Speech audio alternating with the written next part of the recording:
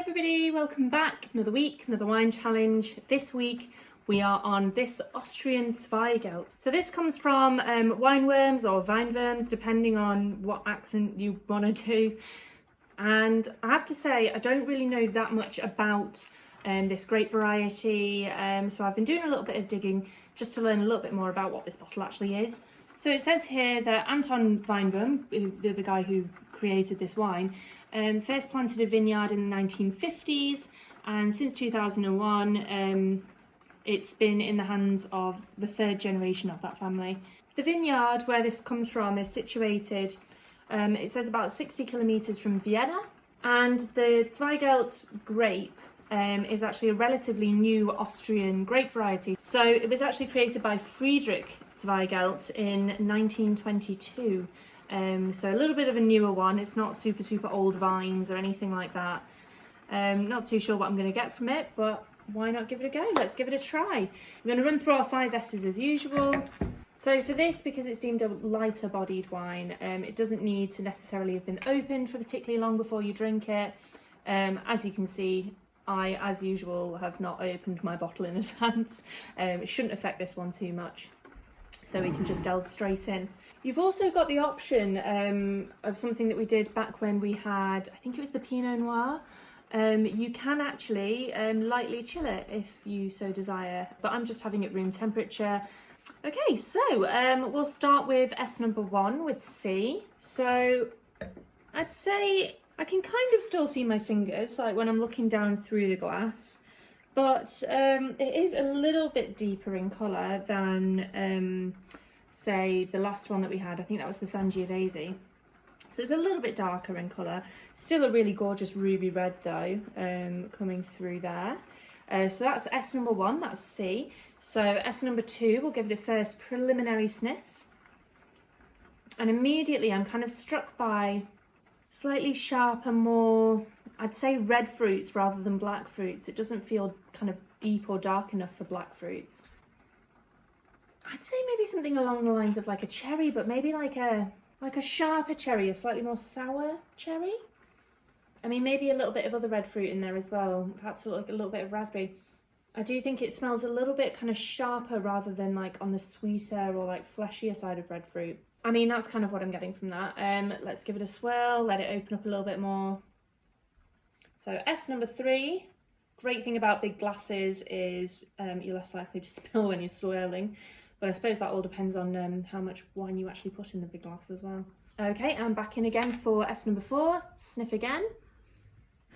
Now, again, I mean, from the first sniff I could tell like it's got a relatively pronounced nose, so it kind of like, you know, it's not difficult to smell the wine. It does jump out at you a little bit, but I'd probably still stick to my initial kind of idea of it definitely being more red fruit and more kind of like raspberries and something a bit sharper, like a slightly more sour cherry. I don't think I'm getting much more from that. I mean, something I am seeing is it's got some really good legs coming out there along the side of my glass. So I suppose that harks back to S number 1, doesn't it? Yeah, okay. I'm interested, I'm intrigued to try this grape variety I've not tried before, so let's go for S number 5, sip. Cheers. I'm going to let that coat my tongue for a second, get that initial kind of like oof impact out the way. Again, doesn't feel particularly heavy in my mouth. I did say, you know, this is meant to be a slightly lighter kind of grape variety.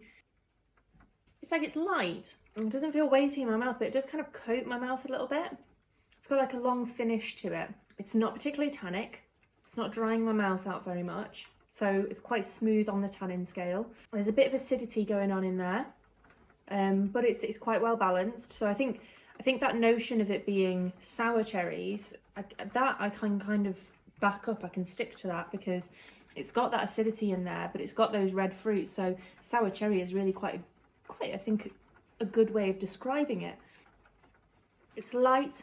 It's fresh, cuts through your mouth quite well, and it kind of lasts quite a long time on the palate, which is quite nice. Got a good finish. I'm not really getting any kind of spicy notes to it, so I don't feel like it's sort of overly oaked or overly oaky. I guess I'll find out a little bit more about that when I delve into the tasting notes for it. But it's not It's not super spiced. I mean, there is definitely a little hint there. It's got a slight kick to it, but nothing as strong as what you get with, you know, a lot of other red wines that we've tried. When you could really, for example, the Rioja, you know, when it was properly aged and you got the spicy oaky notes coming through. It's quite subtle on that front. I'm not really getting a huge amount from there. You can see it working really, really well in the summer, in the warmer months, which are hopefully on their way. But that's kind of what I've got from it. So let's have a little look, see what the computer says.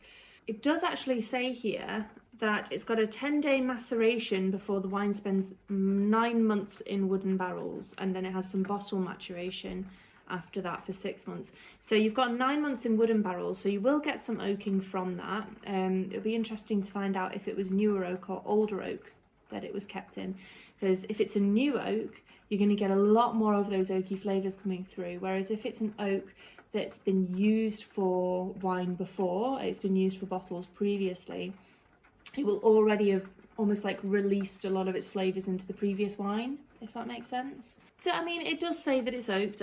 I don't get a huge amount of oaking in there, and the oaking that is in there, it's quite subtle, it's quite pleasant, it's not super heavy on the spicy oaky front. This ruby red wine shows juicy cherry on the nose and velvety tannins on the palate. I'd still say juicy cherry, but I'd maybe add in like a little bit of sour cherry, you know. I think it is a little bit kind of like sharper fruit in there, rather than like, you know, a super soft, fleshy, juicy cherry. Personal opinion. While it's a denser wine, there is a freshness to the Zweigelt with toasted notes and a long finish. I don't know what they mean by denser wine, because I don't actually think it's particularly dense. I think it's still really quite light, but definitely a freshness to it. Toasted notes. Again, I suppose, you know, I did say, I guess the toasted notes would kind of fall into the oaking and the spiciness. I don't think it's particularly toasty, but it's definitely got a long finish. You know, you swallow your mouthful and it kind of lingers on your palate, on your tongue for a little bit longer, which is a desirable quality to have for a good wine. You know, you want those good flavours to last as long as possible, really. So yeah, I think that's pretty fair, pretty accurate. You know, slight variation on what I think I can taste, but I suppose that's up to everybody's own judgment, isn't it, really? So we'll move on to the section that I quite enjoy, and I'm going to grab my cheese. So I've got some smoked cheese here, which actually comes from the bar. We do some amazing smoked cheese truckles from JJ Sandham's. They are delicious. You can get them from the shop. They'd pair really nicely with this.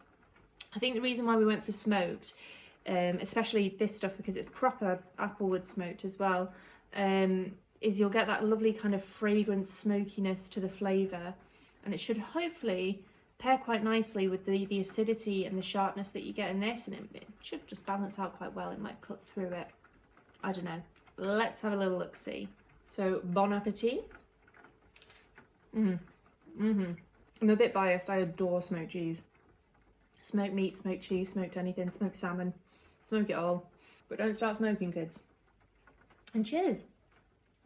It's quite interesting, actually. So, I feel like the smokiness of it, because it is quite, you know, it's a strong smoky flavour, and yet the saltiness as well almost helps take away a little bit of acidity from the wine.